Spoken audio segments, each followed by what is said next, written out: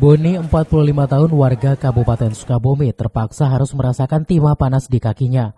Boni diamankan Satreskrim Polres Sukabumi Kota setelah diduga terlibat kasus pembunuhan berencana kepada seorang pedagang sekoteng pada beberapa waktu lalu. Kapolres Sukabumi Kota AKBP Zainal Abidin mengatakan Boni diduga menganiaya korban dengan menggunakan samurai yang dibawanya. Terkait dengan pengungkapan kasus pembunuhan berencana atau penganiayaan yang mengakibatkan korban meninggal dunia, bahwa pada saat itu pelaku sedang dalam pengaruh minuman keras. Kemudian pada saat melintasi di sebuah gang yang cukup sempit, yang bersangkutan dan korban ini saling berpapasan, sama-sama menggunakan sepeda motor sehingga terjadi cekcok di sana.